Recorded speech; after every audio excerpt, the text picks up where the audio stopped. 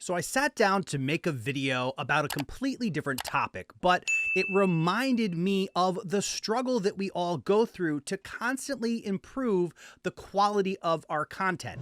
Recently, heading into the end of this year, I switched from PC to Mac and rearranged my entire studio.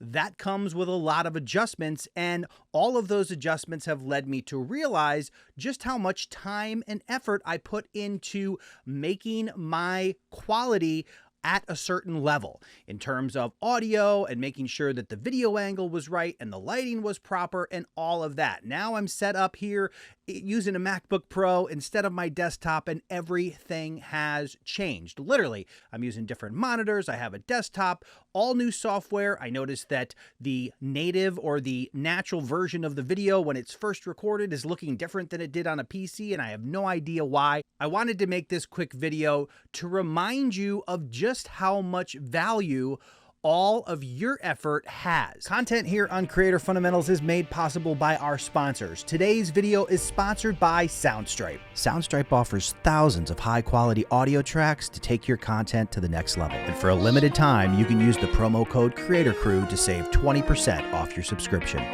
Now is the time to go pro with Soundstripe. When you go out there and you're ready to start working with other companies, brands, sponsorship, those types of things, a lot of times these companies will come at you with the idea of paying you for conversions or clicks. And I want to caution you not to agree to terms solely based on clicks and conversions. And there's a reason for that.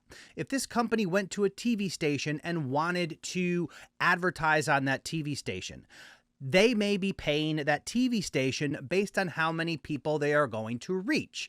Well, the difference between you and that TV station is that television station is not going to make the advertisement for them. Content creators are a rare breed because when somebody comes to you with the idea of having you promote their product or service, you do everything. You come up with the idea, they may have their own input in terms of what they'd like you to do, but ultimately, you're the videographer, you're the sound guy, you are the on-air talent, you're doing all of the things. You're planning the video, you've taken care of the backdrop, you're recording the video, then you're editing the video or outsourcing the video to be edited. All of that stuff comes before the video is ever uploaded. So the idea that you're only going to receive payment for the net result of what happens after you uploaded it doesn't appreciate all the time, effort, and value that you put into creating a piece of content for them. A lot of times they'll then take your content and they'll share it in other places. And if they do that and they are getting sales off of those shares that doesn't come through you, then they're basically getting that video for free. So it's really important for you to understand that process has value. And when you're working on pricing with brands, come up with a price for that particular process.